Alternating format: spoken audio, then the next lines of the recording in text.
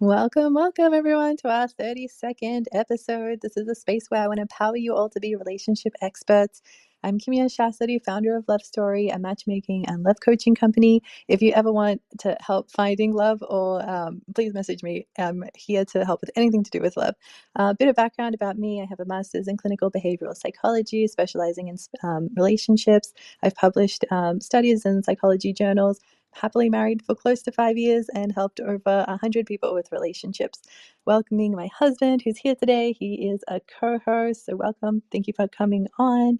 At any point, if anyone wants to ask any questions, wants to share any stories, wants to make any comments, they're so welcome. We love hearing people share their perspectives. We all learn so much better that way, and it's way more fun hearing more than one voice up here. So feel free to do that. The main goal is just for me to impart as much information and value to you guys as I can. So please guide me in the right direction.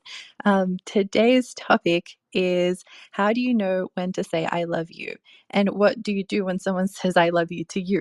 So this is a topic that actually came up for us yesterday. We were watching a TV show, Last Man Standing, and there was a whole episode around this topic itself, and Arman was like, this would be a good one to talk about. And so I want to say that I'm really grateful to my husband, who's going to be leading the skills part of today's session. I applied for a Zoroastrian version of Shark Tank, and I've been awake for the last 36 hours submitting the financials. So I am not firing on all cylinders right now. So I really appreciate him having my back. He has run through the things that he's going to say, and they sounded good to me. And we're going to do Reddit questions as well. And I'm here to make sure everything's on track. But Arman had some really good, like a systematized way of approaching these questions and kind of getting better answers. And I got a whole bunch of Reddit questions, so we are packed for today. And obviously anything you guys want to bring to the space is always welcome. So drum roll to Armand. Welcome. Come up here and let's do this. Hello. Hello. All right. I'm Arman. I'm Kimia's husband. As Kimia's told you, she's a little cooked. She's been braising for the past 36 hours. Her brain is a little bit of a soup. Yep. So yeah, like you said, we're watching like a TV show, and one of the characters said, "I love you," and another one of the characters said, "Thank you." And I like saw that, and I was like, I feel like that's something that happens in real life. And I feel like a person who like that happened to, may want to, I don't know, like it seems like it may be a question they had. And I was like, Kimia, you should totally like say these things about it. And she was like, you know who should say those things about it? And I was like, what? Who? And she was like, you. So here I am. So okay. So let's go through a couple of cases. When should you say I love you? I think the first thing you need to do is, I think someone requested to speak. Kimia, I'm going to leave all of that stuff to you. I'm just going to say words. Okay. So I feel like the first thing you need to do is figure out what love means to you and figure out when you want to say I love you. Like, for example, for me, I wanted to say I love you to a person that I could see myself spending the rest of my life with. I wouldn't necessarily like, say ideally, I wanted to only get married once, never get divorced. But like I would say I love you to a person who, I had intentions of, kind of getting engaged with later and then getting married to. It didn't mean that something crazy might not come up, but that's kind of what it meant to me. So I think that's the first step. First step is you got to figure out what you need before you can say that. And then I think for me, once I felt, I had this intention of getting engaged to and marrying someone, and then it would be kind of about like a moment sort of thing, where it's like, in a moment where I would maybe feel affection, if I was already at that place, if there was a moment where I'd feel affection or warmth, that's a moment where I feel like I would be able to say, I love you. So, okay. So that's kind of my threshold for it. That's my place for it. But I feel like it's going to be really hard to find two people who have the same definitions of I love you, or even the same threshold for saying I love you. Someone may be like, oh, I just have this feeling of warmth. That's, if the feeling of warmth is strong enough, that's good enough for me to say I love you. So, okay. So you do that. And then, let's say you're in a situation like on this TV show where you say I love you and the person looks at you like, they hope a train will come by and, put them out of their misery. And then they say, thank you. What do you do? I think kind of there, what's important to keep in mind is that first, like we talked about, or like I talked about, um, I love you, can mean different things to different people. What they may think that you mean by it may not be what you actually mean by it. And if you say I love you and someone says thank you, I don't know. I feel like the first thing I would do is be like, hey, like, uh, it seems like, you know, you didn't say I love you. That's totally okay. Um, what is your definition of I love you, or what is your definition of love, and stuff like that. Maybe you don't get into it at that point, but I think what you got to do is you got to make them feel somehow safe, and then get into it later. And I feel like another thing people talk about here is if someone says I love you and the other person doesn't say it back, um, I feel like it kind of puts some sort of ticking time bomb on the relationship. Which there's some bad connotations with ticking time bomb, but I feel like it's actually kind of a good thing. And how it goes with Kimya's philosophy of doing stuff. Like if you say I love you, and or some sort of words like that, and someone doesn't say that back, they're signaling two things. The first thing is that their definition may be different. The I love you bar may be different or somewhere else. Or two, even if your bars are close, that you may not be at that bar for them, which is good to know. And then the question becomes, if you're on the other side of things, someone says I love you and you say thank you, or you're not sure really what to do, it's what do you need in order to figure out if you love someone, and kind of how do you go discover that yourself. So yeah, that's kind of a thing you have to go do, because if you and this other person are at kind of completely different places, then that's bad, because it means you guys are probably not suited for each other, and which may end up being a good thing, because you weren't afraid of saying it, or the other person wasn't afraid of saying it, and you guys weren't in this relationship that won't work for like much longer. So I think I've run out of things to say.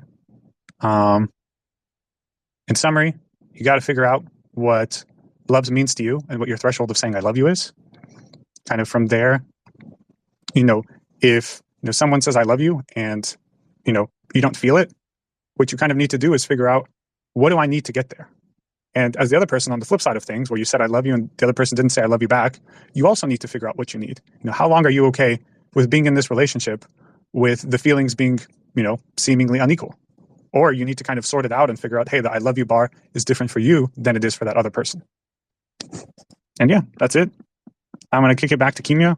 Hopefully she got a bit of a nap in there and didn't lose all of her viewers. And there we go. That was great. You did a great job, Armand. Thank you so much.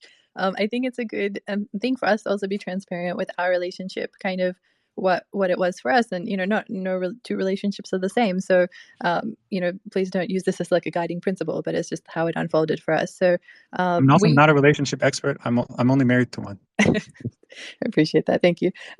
So for us, we were international long distance from the beginning. So that's already different to most people. So I think after the first time where we really hit it off, the next time we saw each other was 6 months later. And so at 6 months later, I was, I thought he was the one I was going to marry. Like, he had met that threshold for me. I'd done like all of my due diligence, I felt. So I kind of, I think it was like, I don't know, a week or two in that trip, 6 months in, where I think I said it and I really wanted him to say it, and I was really pressuring him to say it in all transparency. And our definitions were similar, but not exactly the same for what love is. I was a little more on the feeling side. But again, I'd also done my due diligence. And so like for him, his bar was really high, only wanting to say it to one person. And from what I had understood at the time, like it seemed like he was going to say it only when he was going to propose or something, which he ended up proposing 2 years after. So that was a signal that we were at different timelines in how quickly we were open to progressing in our relationship. And to have a factor in it, I was 21 at the time and he was 20. So we were also quite young, and that was a factor in it as well. So I think if I had to kind of really, really simplify and generalize like timelines, and again, please don't think if you're not on this timeline, there's something wrong with you. But in general, it seems like people go from talking slash dating to being in an exclusive relationship if things are going really well within about 2 months. I would say about 6 months is when people generally say I love you.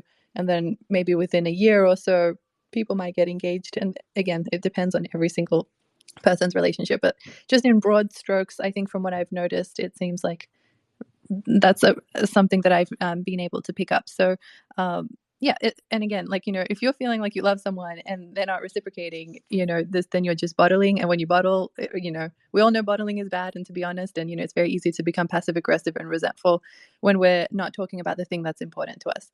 But did anyone want to share anything at all, ask any questions or have any comments or react to anything Armand said before we jump into any Reddit questions? The floor is yours, you guys. I think it's almost always better to say it if you feel it. Just like you said, bottling is bad. And the caveat, the reason it's an almost is because you have to understand that that's a real feeling that puts a lot of pressure on someone. And so you basically want to be genuine while also being responsible, right? You don't want to act irresponsibly with your feelings. And what can really help in that situation is to try to genuinely put yourself in their position and ask yourself, well, how would I feel if our roles were reversed and they said that to me? And that's a really good way of double checking with yourself what you're going to say and how that might affect the other person. And that can really help you from really hurting someone a lot. Like if you just met the person and you feel love towards them, you're like, oh my God, I think I love this person. You stop yourself and you're like, well, if our positions were reversed, I don't know how they feel about me. If they suddenly said that to me and I wasn't sure how I felt, that might be really stressful. And that's a good gut check to maybe hold off a little bit, double check with your own feelings. I love it. Thank you, Bijan. That was really helpful for everyone to hear. Absolutely. Absolutely. And yeah, and a point of compromise, again, like no two humans are exactly the same. So it's, it might be likely that you have differences. Obviously, if you both share this, become vulnerable, and when you share it and you're both on the same page and you both say, I love you, like that makes your relationship so much stronger because, in vulnerability, you're both feeling the same way. So it's a huge perk when, both people are feeling the same. But when different, and when it's different in outcome, it doesn't mean necessarily your relationship is over if someone doesn't say it back to you or say, hey, look, I was actually thinking like this is the amount of time I need or something. There's definitely ways you can both compromise and negotiate and figure it out. So I just want you to know, someone doesn't say I love you back, like it doesn't mean it's like immediately over. There is room to like figure it out together and understand where each other's coming from, like what Bijan was saying. But yeah, also not just, but also have the self-respect. Like this part is also important. Also have the self-respect for yourself to know that it's very reasonable to want to be loved back, and so we kind of have to see where they're at, how long they're going to take, and how long we are willing to wait. So we can't control what the other person does. We only have control over ourselves. So we can take control back in this situation if we're the one saying it and waiting for the other person, knowing how long we're willing to wait and knowing like what steps need to be done in that time frame, if any, to make you feel like they are on track and taking this seriously. So but I'm not going to jump the gun. We can do some Reddit questions together and see how we can apply some of the skills Armand taught us today about the whole, I have three little words, I love you. So let's start. Lolcats. Lolcats. Dude, this is actually hard. I feel like normally, like on the other side of things, like Yeah. when you have someone to talk to, at least it's kind of easy. But like I feel like when I'm talking into like my phone, I feel like it's just going away into the ether. I'm like, did I disconnect? Like, can anyone hear me? Like, what if I just like say something weird? No, you did great. You did great. And just so you guys know, I found public speaking so extremely hard. And this is like my 32nd episode of doing this. And I feel like, it's become easier for me. So I appreciate you guys like sticking with me through all of this. It definitely doesn't come naturally. So I'm definitely practicing it. So Armand, you got your first practice in properly. So well done. But I love public speaking, actually. There you go. Public speaking is easier for me than talking to like people one-on-one. But I feel like when I'm speaking in a public space, like in person, that I can see people, I can see the reactions. I'm like, there's this thing I said, and I can see how it's affecting people. But here, I don't know.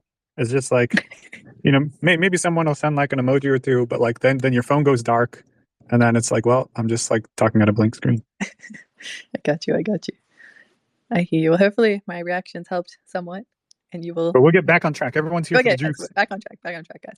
Okay, first Reddit question. How long did it take for you to say I love you is the name, the title. And it's a 27-year-old female and a 23-year-old male. And the very short background is I have been in a relationship with my boyfriend for 10 months now, and he will not say it. I have felt it since 3 months. I have tried to say it, but he says he is not ready. So it looks like they've talked about it before either of them saying it. They're 10 months in now. She's feeling it at the 3 months. What do we think, guys? Who's open to take a leap and try and give this person advice?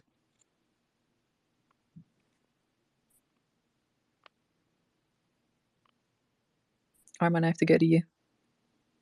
Yeah, that's fine. That seems logical. I don't know. If I was her, it seems like it's been a long time. I'd ask that person, I'd be like, what does saying I love you mean to you? What do you need to say I love you? And then ask them what's holding them back. Because obviously if they're not saying I love you, there's a target feeling or whatever for that. And where they are right now is not at that target. So where is the delta, the distance coming from? And, hopefully they're open to talking about that.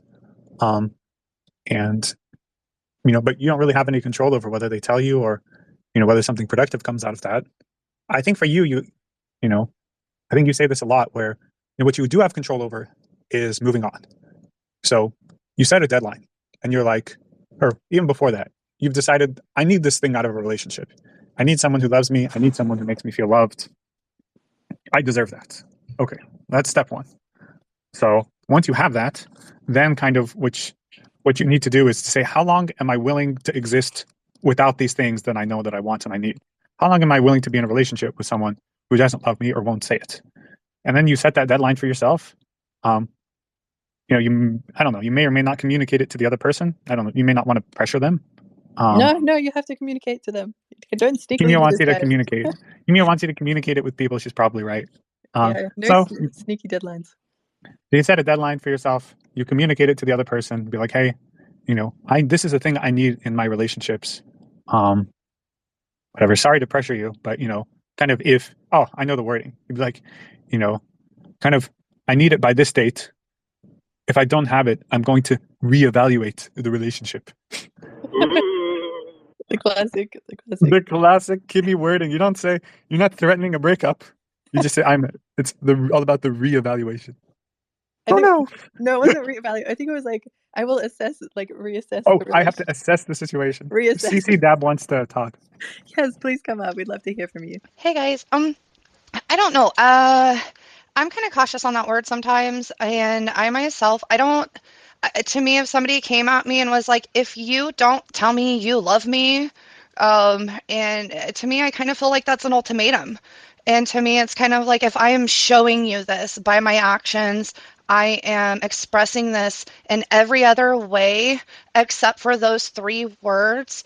I don't know. I feel that I shouldn't have to say these words to satisfy something that you feel that you need just those 3 words, because they're just words, right? To me, it's more about actions. Those speak a lot louder. So I feel kind of that's more my feeling on it. I wouldn't pressure somebody, because to me, I don't know how old the person is. I didn't catch that, but 3 months, that I feel that's pretty quick to say you love somebody. Myself, and for a guy to try to get him to say that, especially at that such a quick time, that's a lot, especially if they're younger in their 20s. That's a lot. It's scary for a lot of people, and I feel that it should come naturally, and there shouldn't be pressure. If you feel that you want to say it, say it. But I don't think you should pressure the other person. Thank you for your thoughts. Yeah, that's amazing. This is a great conversation to talk about. So there's some Reddit questions that kind of bring this up, but we will bring it up sooner. I see hands up. So before I weigh in, let's just bring all of people's feelings on this to the stage.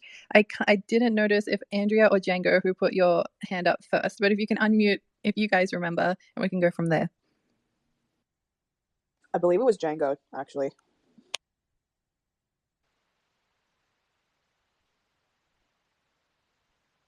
Can y'all hear me? I can hear you. Yes. Yeah, so I guess it's me. Thank you, Andrea. I actually wasn't sure myself. I just kind of put the thing up and I'm like, oh, someone else's hand is also up. But yeah, sorry about the background noise. I am currently outside taking a walk and kind of just chilling. But as far as so I'm a young guy. I feel qualified to speak on young male experiences, considering I'm literally going through that right now. And even as a young dude who kind of flounders their way through the whole relationship, dating game, whatever you want to call it, right? I don't think I would be able to say I love you to someone who I've been consistently seeing for even 3 months. Like, I'm gonna be honest, like, I'm gonna need me a cool 6 to 9, like, before that comes out of my mouth. And even then, honestly, not sure, because like I think about my other relationships, like my friendships, my platonic shit with my homies, of all genders and whatnot, and like I think about that, and like I love you, bro, didn't even come out until like 1 to 2 years in. Honestly, like if I really think about it, like yeah, it took a while. Like people don't just like drop that. And this kind of segues into my question: how do you navigate kind of having like being like, oh, I need this, because I feel like or saying I need this or I want this, like just off rip makes you sound needy. It makes you look needy. It makes you look dependent. And obviously nobody like necessarily like okay, most people don't necessarily, or many people, yeah, let's say many people don't want a partner that is like needy for them, if that makes sense. So like putting them like in a situation where it's like, I need this from you and you're not giving this to me. So like I need to get this from you by this day, or we're gonna have to come back on this. Like that still feels like, what the other person was saying earlier, like kind of ultimatum, like yeah, the ultimatum kind of very much like I don't know, it feels binding, and it feels like a contract. It feels transactional at that point. And like, and that leads me to think like, like, I mean, I don't know, the way I was brought up, like I've always kind of been brought up and told like, people will try and tell you that relationships aren't transactional, but they really fucking are, because it just happens that the transactions that both of y'all want just happen to line up, but it's still transactional. So that just makes me think like that's not wrong to think. It's just you got to find someone whose transactions match the transactions that you're giving, and like both parties are happy with what they're getting. Yeah, that's my question. Love it. Love it. We've got a great conversation happening. So I'm taking notes on people's questions. So I'm going to address them, but I love the spirit. So I just want to keep going with each person that put their hand up. So Andrea, you were next. Hi there. It's been a while since I've been up on stage in your spaces. So I'm sick with COVID right now. So I'm actually home, sick on my couch. Yes, lucky me.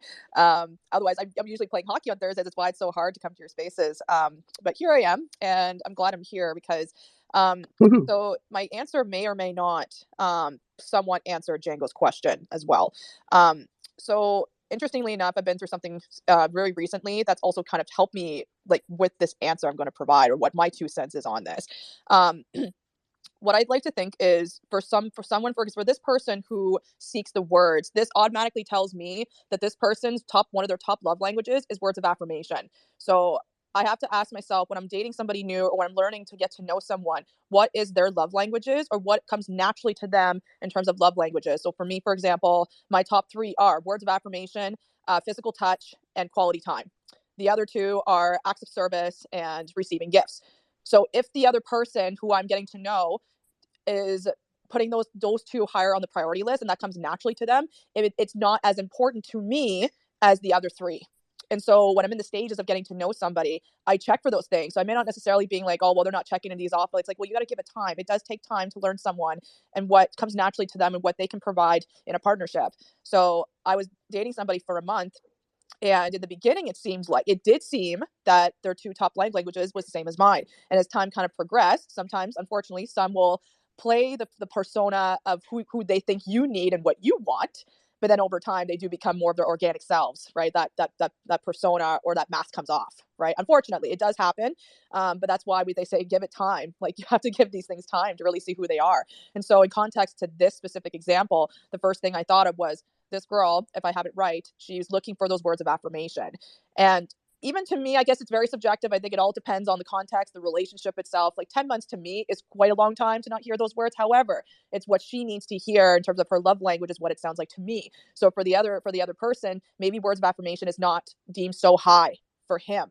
So it's just potentially a love language clash that they're not jiving in that sense. That's what I think. I may be wrong, but that's what I think. So in this situation that I had, this person no longer was showing me those words of affirmation or the physical touch like I really need. And so, I kind of put 2 and 2, and I'm like, I don't think this person's right for me. unfortunately, right? But that's the thing. That's what's part of dating. It's just the way it goes, right? So when someone says, for example, like, oh, well, it's not a big deal. Well, it is for that person if that is what they need. So when it comes to needs, I often tell myself, like, in the beginning, you're just getting to know somebody. They don't owe you anything at the end of the day, especially if you're not officially dating them. If you are in the dating stages, that's a little bit different. But I think it's really good and important to recognize before you become official with somebody, do they actually meet your needs? Because if they don't, you're not allowing yourself to first of all deserve what you need in a partnership to be in a fulfilling, happy relationship. That's what I think. So I know I went on a ramble there, so I'm sorry, but hopefully that provides. I think this is kind of like I wanted to provide in terms of the context of the story and how it related to my personal situation. That was amazing. Thank you so much for your input. And I love that you came back and we're hearing your voice again. And like, you're definitely applying all these concepts I talk about. So I love it. Love languages definitely could be a huge factor in this. Awesome stuff. Cece, Dabs, and Houdini, I'm not sure who put their hand up first, but either of you who knows, go for it. I just had a real quick comment, Houdini. I love you, Houdini. But it basically, like how we were talking about kind of giving that ultimatum, or how I see it, kind of an ultimatum. You say this, or we do this, or it's going to be that. I myself, I would rather have those words come naturally, right? Versus somebody feel they have to say it and they don't mean it, right? Like, I would rather wait and have those words come naturally and hear them like for real, versus somebody in this moment that feels that they have to say it to satisfy, like you said, that love language that I need, or to satisfy that feeling that I need, or they feel that that's what I want to hear. I don't want you to say what you think I want to hear. I want you to say your truth. I want open communication, and I think that plays a huge part of it. And I have absolutely zero problem telling somebody I love them and them not saying it back, right? Because I am okay with that, because I know not everybody is at that point in a relationship, but yeah, I'd rather it be said honestly versus forcefully. Hey, Hey, Houdini. CC. Much love and hugs to you. Very nice to hear your voice. It's been too long. You too, I miss I you. probably came up here because you were up here chatting, but now I'm here and I have thoughts on the situation. My first thoughts came from Django when he was comparing it to like his friends, like just like platonic friends. Like at some point in the friendship, you like feel love for the other person. It's not sexual or partner stuff, but like you have that feeling, and like you say things, or it just happens. You accidentally say, "Oh, I love you, man," or whatever. Ideally, that's the same way it happens in a relationship, right? But I mean, it's different. There's more pressure, but yeah, wouldn't it be nice, like in a perfect world, 3 months is too short probably for most people, but like what Cece was saying, like, yeah, you can feel love for the other person, but like, especially if it's love, you shouldn't like be saying it to get the response, right? You should say it because you feel it, and then it doesn't really matter what the person says back to you. It's your feeling. So yeah, that's where I'm at. This was an amazing discussion, you guys. Thank you for everyone who contributed and came up and shared your all 2 cents. We all learn so many things when we hear each other's perspectives. Okay, so I took notes of what you guys said. So one of the first things I wrote down was, actions are more important than words, for some people. And so I think Andrea really well talked about the whole love languages part, which that could be a factor at play. And then the ultimatum was another part that came up. So, the ultimatum versus it coming naturally, and then, rather waiting. And so one thing I would say to that part is, if 10 years from now you never heard it, does that make anything different for you?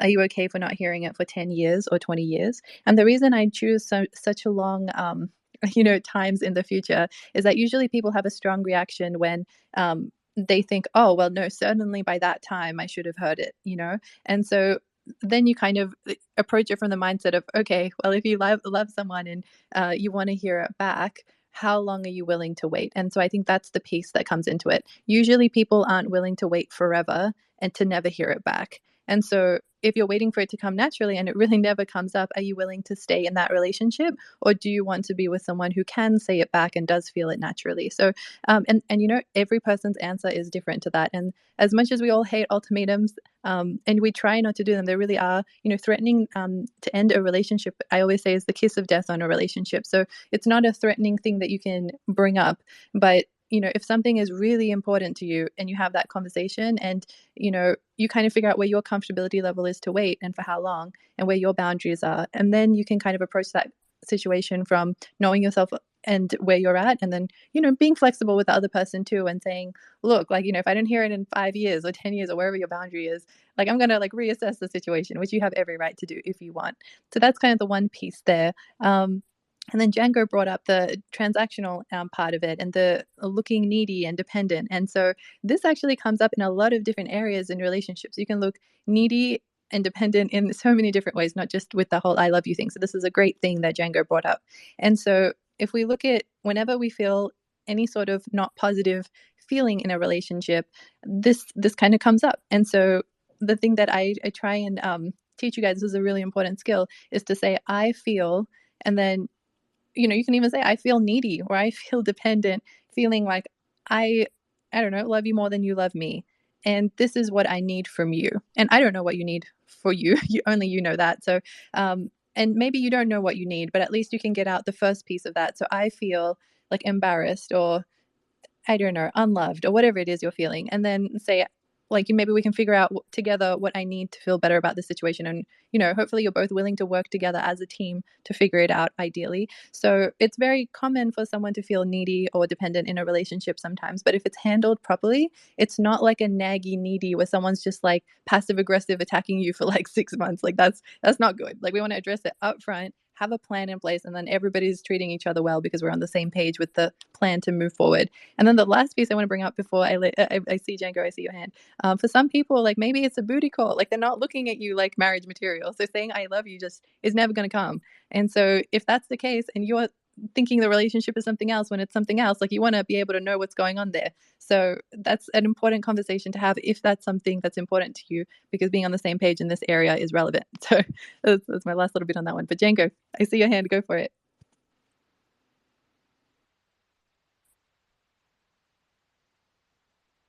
Django, we can't hear you. I can't hear you. Can you hear me now? Yes. Okay, so there was something I wanted to add earlier, but I kind of forgot to say it.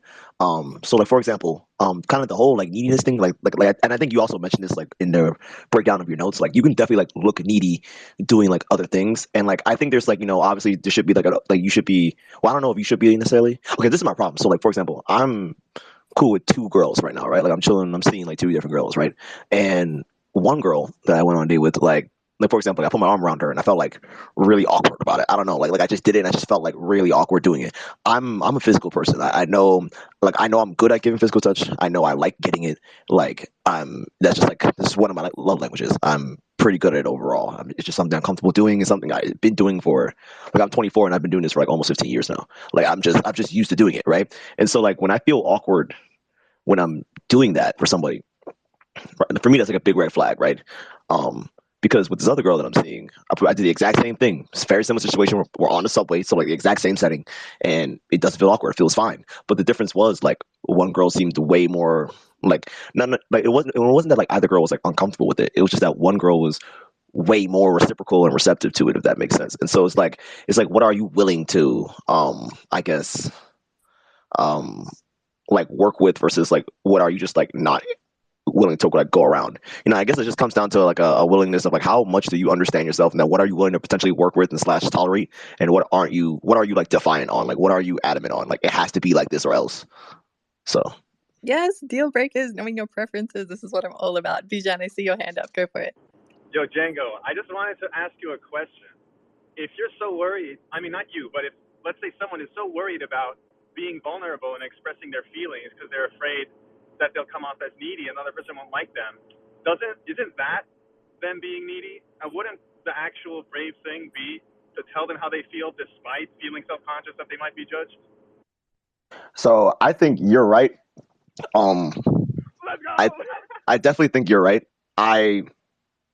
Truth be told, man, like I'm in the situation with the first girl where like I'm more attracted to the first girl than the second girl, at least on a physical level. And I'm in there right now where I'm like, okay, well, it's also just like not that deep. Like we don't know each other that well. So like if I do this, like it's like I'm out. Like I definitely risk just like blowing up the whole thing. And like, cause it's like I said, it's not that deep. It hasn't been that long. And I risked up blowing up the whole thing. Whereas with the other girl, we've been cool with each other. Like we were friends for like a while, right?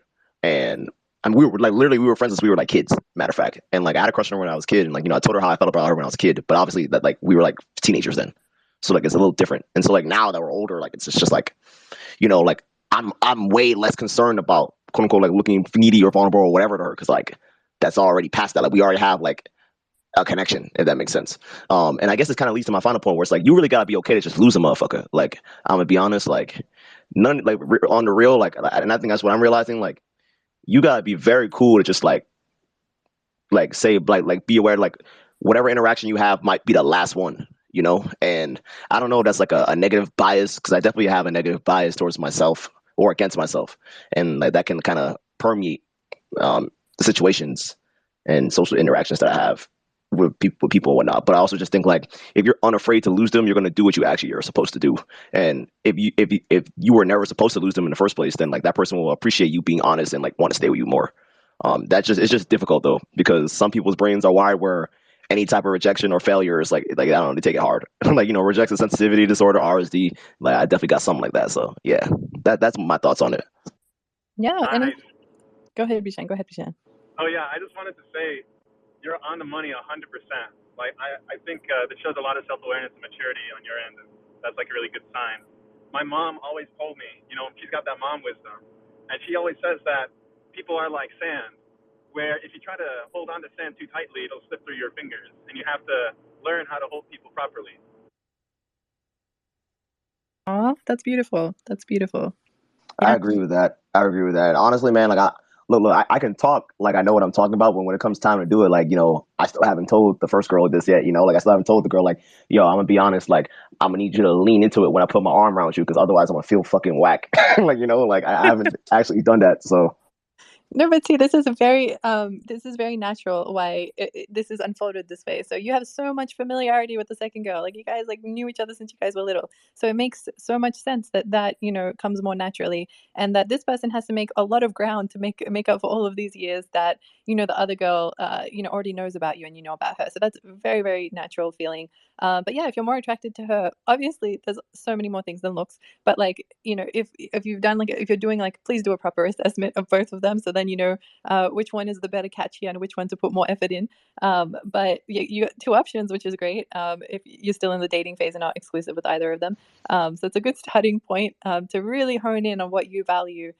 In a lifelong partner, for someone that's worthy of your love and attention and affection. So, and I love the way that you said. I know you still haven't said this stuff to the first girl, but it's just as simple as you saying what you just did. You covered like I feel weird or awkward. However you worded it was really good, and you're like, I need you to do this, which is spot on. Like it can be just as short and sweet as that, and then the other person knows how you're feeling, and then you know they can either give it to you or give a version of that to you that they can give, and then you can you know negotiate if that's you know okay, or if you guys need to renegotiate. So love it. If you know the first step is being able to like realize all this stuff, the second step is applying it. So and that's you're on another the thing right too. track. Well, honestly, with the first girl, like, you know, it also might just be a booty call situation. So it's like, you know, like I would like to date her, but also like if she's not really trying to date, I'm cool with that. Just let me know. I'll pull up to the crib. I'll tell you put on Django and Chain. We'll get busy. Like, you know, it's not that deep. Just like if we dating, I'm gonna need like the date energy. But if it's just a booty call, like we can do that. Just we gotta be on the same page. That's all. So I got a question. Okay, so So I got a couple questions. So first off, the girl that doesn't like lean in at first, like I'll be honest, especially with somebody new, I'm kind of socially awkward. I'm that type of person that I'm sitting here kind of like, oh, okay, he's got his arm around me, okay, I'm anxious, I'm nervous, so it's kind of like, oh, do I get a little closer? What's going on here? So I am that kind of person, right? I'm all nervous and stupid, and it's kind of weird. So you could be dealing with somebody that has kind of that little bit of social awkwardness that's still kind of figuring some of that stuff out, especially if you guys aren't 100% like you guys are still new to each other, right? She's still trying to pick up your game, you're trying to pick up hers. So I mean, there is some things going on there, and like I said, I am one of those people that are kind of like, oh, okay, a little socially awkward here, and who says that a booty call cannot lead to a relationship? I don't disagree with you that that can happen. Because I had a booty call that lasted for 8 years. Just saying. Must be quite the booty.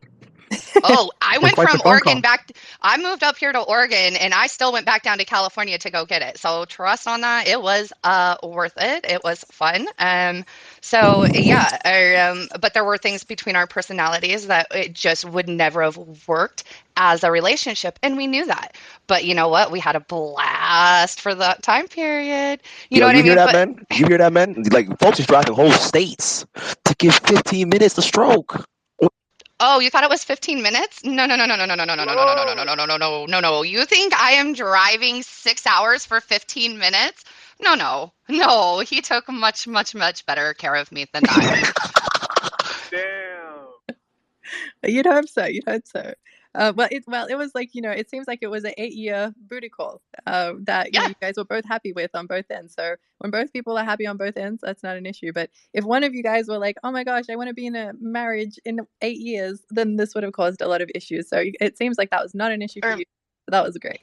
he did slip that L word a couple of times, and I just kind of pretended I didn't hear it. You know.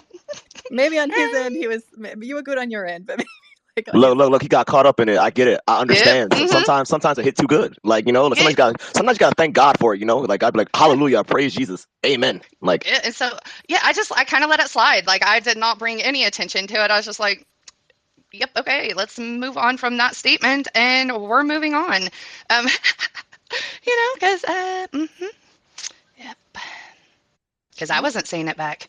Yeah, so that's like a really interesting point to tie into our entire topic today. So if he's wanting to I love you back, and you don't see him in that way, and and then I don't know what ended up ending your relationship, but it seems like it was differences. But at some point, like if it's never coming around, and then you guys address it, and he needs more, then that's understandable on both people's ends. So yeah, it really comes down to what you guys are both looking for, and when it's similar, amazing. But as soon as it's different, that's where you guys just need to assess what you guys want in the relationship, and figure it out together if that's something that both people are okay with or not. So that makes total sense where you're coming from, and what was going on there.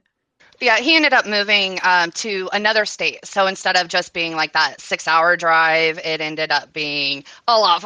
A 6-hour flight. Instead of it ended up being a lot further than that 6-hour drive. It would have ended up being a flight, and I'm like, I don't know about that one. Mm-hmm.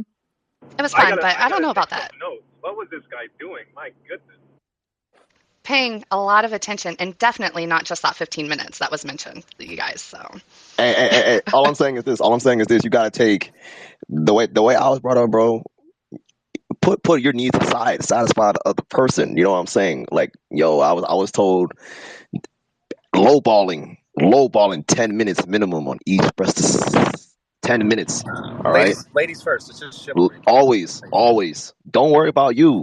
All right. Yo, I was. It was to the point where I heard a comedian say, like, yo, it's like women are like multiplication. You bring them something good, they'll triple it. They'll quadruple facts. it. They'll like. Yeah, absolutely. Because I went driving. I went back for 8 years. I think this is so interesting because you're someone that maybe initially would feel socially awkward and things like that, but this isn't a reflection of like everything you're bringing to the table. So that's a really important point as well. So then I actually, just want to say I appreciate the math. And why are we? I was going to ask about the math. Why are we timing everything? Like, why is it 10 minutes here, 10 minutes there, 15 minutes here? Why the hell are we putting timers and clocks on things and limits? Like, get rid of the damn clock in the bedroom. You gotta make sure you last in 12 hours. What are we talking about? Exactly, and that's why you get rid of them clocks. You don't think about that time. Realistically, I'm just saying, like, if the sun comes up, I know it's some amount of time has passed. I'm just saying. Like, I know those nights. Mm-hmm. Too funny, you guys. That's too funny. I was gonna say this though. What do you suggest for dealing with someone who's more like you, where they're socially awkward at first? Like, what do you say? Like, how do you navigate that person?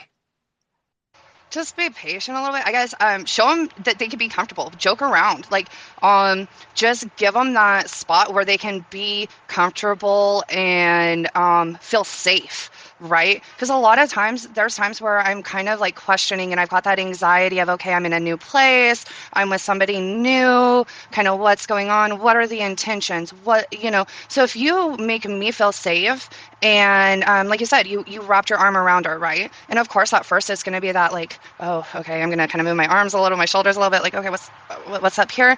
But eventually you do it enough, it's gonna be one of those things that it's like, okay, this is safe feeling. I like this. And you just eventually just like, you do like lean onto that person, and you just kind of, you do lean into them. And it's just providing that comfort spot, be that ear if they need to talk. Open up also yourself, because communication is 100% key out here. And I feel that people like don't honestly talk. And I think that stops a lot of things. So I think that somebody like myself, where I've got some of these like insecurities and stuff like that, sometimes it helps just a little conversation, or just that extra little bit of touch, or confirmation, or that security. Thank you. Thank you. You're awesome. No problem. And hey, you are too. Oh, this is so amazing. Thank you so much for just being such great people on this space. I really appreciate it. We can wrap up with one last Reddit question. I had like 50 ready to go, but the conversation was even better than the Reddit question. So I'm so happy with that. One last one that I think it's the only kind of topic we haven't brought up organically. So I will say the last Reddit question. So is it bad to say I love you too much? And there's a bit of backstory on this one. So it says, I've been with my boyfriend for 4 months now, and we say I love you. I'm fine with it, and I do love him. The problem is he says it all the time. If we're talking on the phone or FaceTime, or even in the car, and there's a long moment of silence, he'll look at me and be like, I love you. First, it was kind of sweet and cute, but now it's coming to the point where it drives me crazy. It reminds me of a little kid who is constantly saying that to their mom and bouncing up and down. And furthermore, I think it takes away from the meaning of it. Is there any way I can gently tell him to back off a little bit? Or is that going to hurt his feelings and should just bite my tongue? I do love him, but it keeps saying it and looking at me like a 2-year-old, and I'm going to not love him. Please don't judge me. I feel suffocated very easily, and this is not helping. What do we think with that on the other end of the spectrum? I would be so freaking suffocated myself. And like she said, like honestly, like yeah, I would sit there and it would lose meaning. Oh, Houdini, I love you. Houdini, I love you. Houdini, I love you. Love you, Houdini. Like literally, like that makes me sick sitting here just thinking, like I do love you, Houdini, but like sitting here saying it, that like it loses that meaning, right? Yeah, it's that new toy feeling. It's like, well, but yeah, new toy. Nobody wants to get a new toy. Especially at 4 months, like that's a bit much. Like I can understand the first couple of times you guys say it, it's like, oh my god, I love you. Oh my god. Like, okay, yeah, I get it. That little puppy love. First, like Houdini saying that new toy, okay, yeah.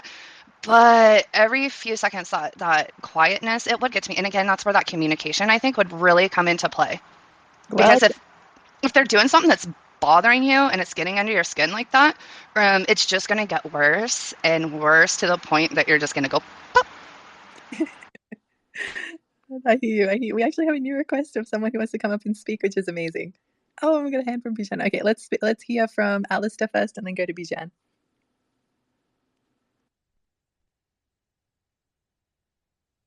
Alistair, go for it if you want to come up and speak.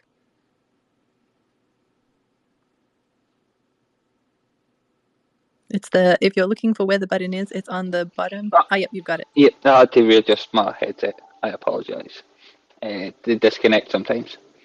So when you're talking about relationship skills, like see when you're literally doing everything for your partner and they ignore you, what's the best thing to do at that point? So if I understood the question correctly, if you're doing everything for your partner and they're neglecting you, what do you do at that point? Is that correct? Yes. Great question. So it seems like you, like whoever the situation is about, they've been doing a lot for the other person and bottling up a lot of feelings that, have hurt them and they haven't expressed it and it hasn't been corrected by the other person. So definitely figure out the things that are bothering you that you want from your partner. And it's even a great idea to write them down and then ask for your partner for a good time to have a serious conversation about this sort of thing. You don't want to catch them when they're starving and like about to eat their food. You want to figure out a good time to talk to them, and then really follow the process of I feel neglected, or whatever, insert any emotions that you're feeling. So I feel neglected. Yeah. And these are things I need from you. This is the most important thing I need from you to start feeling loved and cared for. And I need to see that in actions over the next week, to feel like you do care. And then actually see if they follow through with that. There's only, I don't know at what stage in the relationship you are with someone, but you really do want to see them take what you say seriously and actually apply it, not just get defensive whenever you get upset and say, well, I'm not happy with you because you don't do this. Like someone that can actually listen and grow and take it on board and show it in their actions, not just say yes. Someone who can, their words actually match their actions, and then they take steps to make you feel more loved. And so these are definitely a lot of hard skills I'm throwing at you, and I don't know what level of skills this other person has, but that's kind of the way to navigate it. It's not okay to feel neglected in a relationship and feel like that they're not putting in effort for you. You deserve more than that, because you would never do that to someone else. It seems like you're giving a lot, and you deserve to also receive a lot. And so it's possible that maybe they just don't know. I get what you mean. You've never. Yeah, but definitely just know, I want you to feel loved, and you deserve that. Yep. I understand entirely what you mean. Love it. Awesome. Was there any other follow-up questions you had, or that was it? That was one of the main ones, but the only reason I asked that was it was because that not a trick question, but that's why I ended my relationship, is because the girl didn't do that for me. So the main part was, is there any way to stop that happening again? Because I'd done exactly what you had said before in the previous question, and she wasn't forwarding with that, so I ended the relationship.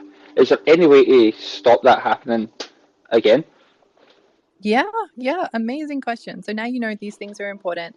And so, you want to, as long as you're communicating clearly on your end, that's the thing you have control over. So, you want to assess people a lot at the beginning when you're dating people. So that's really important. So when something they do upsets you and you bring it up and you say, I feel this, I need this from you, can they actually do it? And, don't just let it slide. Like if they never apply it, that's really a reflection of them not being a great partner to you. So I would be hyper vigilant at the beginning with all of these things, and definitely don't waste your time on people that are just not doing it. I would say in a week or two you would want to see progress. Like if you're not seeing progress on something important within, you just want to talk about it. Obviously every situation is different, but really don't let these things slide. Yeah. So I'm happy to hear I get what you meant. ended the last. Not, for example, flowers, because obviously that's a different situation. Obviously, I'm not going to get flowers, but you mean like if they're not going to give you a bit of affection within a certain time, then you realise it's not the right relationship for you. Yeah, so if affection is that thing that's really important to you, having that conversation as early on as possible and say, hey, look, in a relationship, affection means a lot to me. You can even say it's one of my love languages. This is kind of the pace that I would feel love progressing with. Affection-wise, I wanted to ask where you're at and at what level you feel comfortable progressing affection-wise, and if you're even an affectionate person and appreciate that. Yeah. So I'm sure if you had that upfront conversation, it'll be very revealing to you to decide if you want to move forward or not. Yeah, that's quite a good thing to think about. Thank you very much. Of course. And a lot of people don't have these hard conversations at the beginning. And that's why, I hear all these situations 3 years later, 5 years later, 11 years later, they're still there. Yeah, they're like, I'm about to ready to kill my wife, I'm about ready to kill my husband sort of thing. Yeah, exactly. And they're just bottling to the max. So I'm glad you're asking these questions. And I think everybody learned so much from that. So thank you so much for coming out. No problem. I'm sorry I took up so much of your time. No, it was amazing. It was really great. So I'm really happy you came up. Not at all. Oh, thank you very much. Of course. Bijan, I see your hand is up too. Were you going to tackle the I love you too much one, or were you going to say something else? No, I'm going to tell this guy to put his crown back on because he's a king. So brave of you to come in here and talk about something that you're dealing with. I don't know that many guys that would do that. So first of all, that automatically makes you a quality dude in my book. I've actually been where you are. I maybe have some suggestions from my own experience. I think Kimia is 100% right, and just in general, you should just do whatever she says. Another thing that's really important that I've noticed is don't just ask what they can do for you. I know it's really hard for you right now because you're feeling bad and you just want that feeling to go away. But if you're going to be in a relationship with someone, you're a team with them and you're going to work with them. So I think the first things first, do what Kimia says and talk about your feelings and your needs. And, I feel blank because blank, right? Like Kimia said, and I need blank. And then you should, in my opinion, try to find the strength that you use to come onto this space to talk. So say, I'm willing to also, take on some of this. Let's try to figure out what might be causing this dynamic in the first place. Is there something that I'm not doing that's making you feel negatively, right? Or is there something that you're dealing with that you're not telling me about that you can share with me that I can help be there for you? And I think in relationships, people are constantly, I think there's a lot of truth in what was said earlier that relationships are transactional. But if you take a step back and you think, instead of both people asking, what can they do for me? What can they give me? If you think, how can we be a good team together? Because you understand that if you really are a good team, you can both accomplish so much more together than by yourself. And if you come with that kind of an energy, anyone with 2 eyes and 2 ears is going to immediately recognize, wow, this is an amazing person. Wow, look how well they're dealing with this conflict. This looks like an amazing partner. And it's a really attractive thing for a guy to do, to basically, understand themselves, be able to understand their emotions, be able to communicate them, and to be able to come as a teammate and bringing a lot of energy and a lot of strength internally. So I would really recommend trying to put yourself in that mental position. And I think you're going to win no matter what happens. Regardless of the outcome, you'll be doing the right thing. Thank you very much. That's actually quite reassuring hearing that. Thank you. I would like to add to that, mainly because I don't disagree with the principle. I disagree with the reality of that. There are plenty of actual good people who are not in relationships or struggle to find good relationships. And while it doesn't mean you should just be a terrible person and just like fuck people up and like be happy and do that like intentionally, it doesn't mean you shouldn't be doing that. Like you should not do that. You should try to work as a team and come on that type of timing. But I think the reality of the situation is being a good person has no real impact on whether or not at least you get into a relationship, or even I would even go as far as if you are even successful in one. Like mainly because if I don't know, for example, what if a person like wants a bad relationship, then you being a good person will be completely unfamiliar to them, and they would probably leave you because you don't give them what they're looking for. Like why do people go back to abusive relationships after being abused by said person for so long? That's all they know. That's all they expect. And I'm not saying that's good. But I'm just saying that's what it is.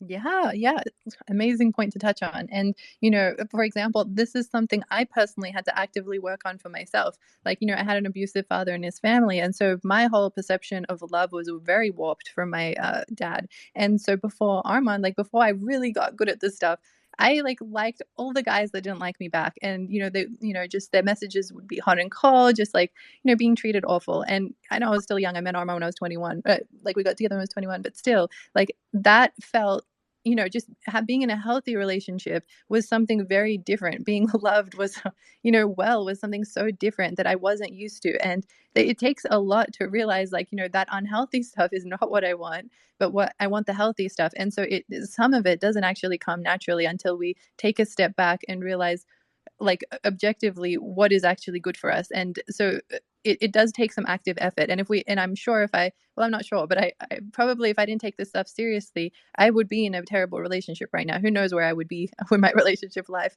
And I probably would have repeated a lot of unhealthy things that I saw growing up.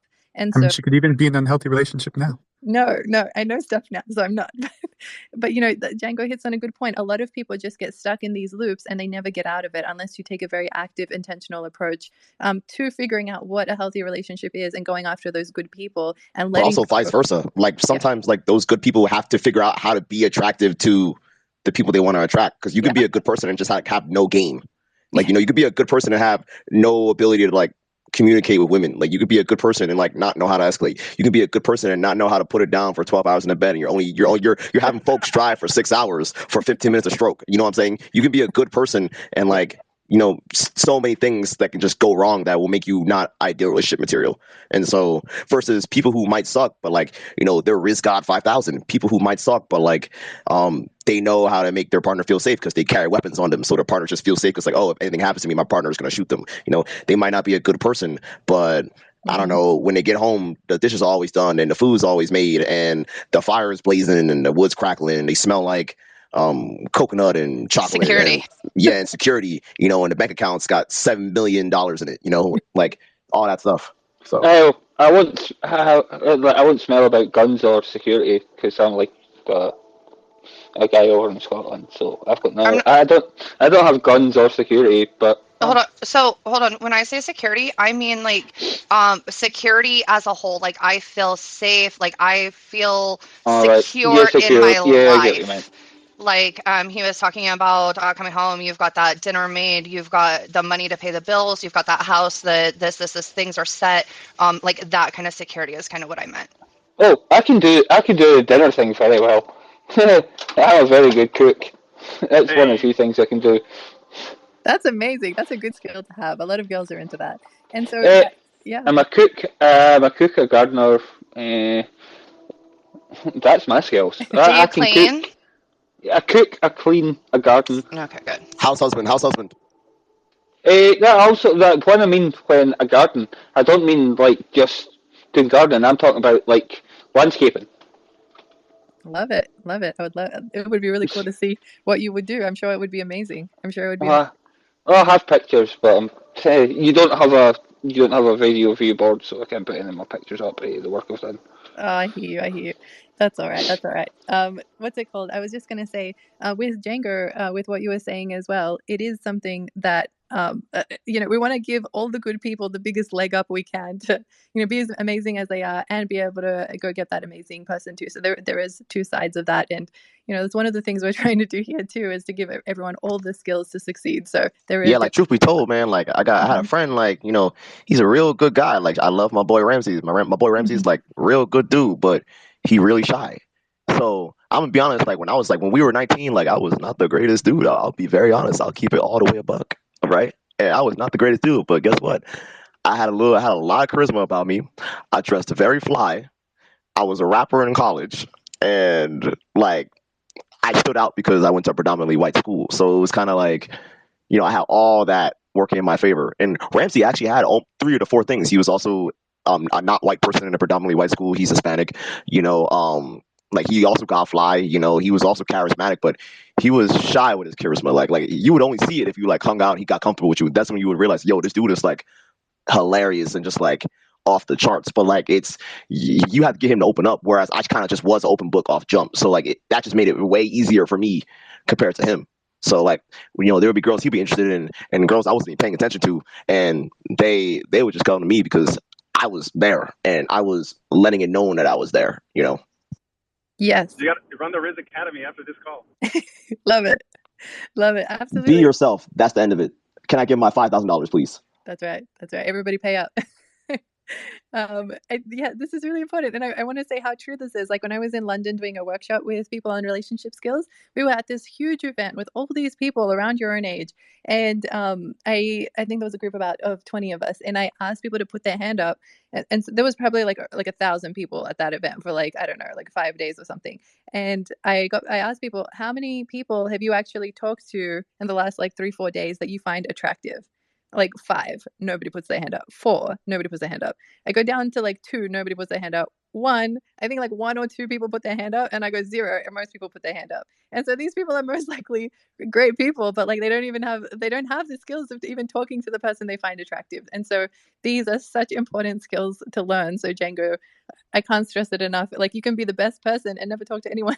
And then I don't know, unless you got an amazing person on your side, like a matchmaker, like connecting all these dots, it can help. But like if you're also making an active effort on your end, that's definitely a piece of the puzzle, as well as knowing exactly what you're looking for, so your brain can laser focus your environment to show you what you're looking for, and then you can go all in. But yeah, this was a great discussion, you guys. I really appreciate you all. What a great topic, Armand, that came up from yesterday. We'll wrap up for the day, but I know I did a thing. You did a thing. You did a great thing. You done a good job. Too good. Thank you. Damn it! I tried to do the meme one and I messed up. I apologize. No, you're good. Usually at the end of each space, we declare one person as the MVFP, the most valuable floor member. And today it does have to go to Alistair. You were so amazing. You came up and it just brought so much value to the space. We really, really appreciate you. So you are our most valuable player of today. So thank you. Oh, yeah. I won an award. Thank you. Of course. We appreciate you, and thank you, Bijan, for everything. Thank you, Django, for everything. C Dabs, that was so great. Thank you, Armand, everyone. thank you. So I'll have to tell you guys next week is Thanksgiving, so no space next week, same time. And then the week after that, exactly on Thursday, is the day we're flying to Australia, and I haven't been back to Australia in 3 years, so this is Armand and I's first trip back, so we'll actually be on a plane. But these next 2 weeks, I'll have a YouTube video of one of these spaces that I've done before at the, released at the same time. So you'll have something to go to if you want to on YouTube. You can just Google my name, Kimia Shahzadi, or if you just click the Twitter link that's in the bio, it'll take you straight to my YouTube channel for you to watch it. I also did a 3-minute video on this whole I love you topic if you want to explore that. You're going to have to remember some of the Australian language as well at the same time. I know. I got to say g'day, mate, and really get into my Australian accent. Yeah, well, you're going to have to do g'day. It's g'day. Well, obviously, I'm not Australian, but it's g'day. That's it. I have a very mild Australian accent, so I will pick up my game for when I come back. Well, obviously, I'm not from there, but I've got some Australian friends as well. There's one other word I'm not going to say. It begins with C. You're going to have to learn that very well. Yep. I think I know the one you're talking about. Yeah, it rhymes with punt. Yep, that's the one I was thinking of. That's the one. Awesome, you guys. Well, I wish you all an amazing, next 2 weeks, and I wish you all the love lives of your dreams. And yeah, have an amazing night, everyone. Bye. Yep. Bye. Bye, everyone. Enjoy your holiday. Thank you. Bye. Bye, Houdini.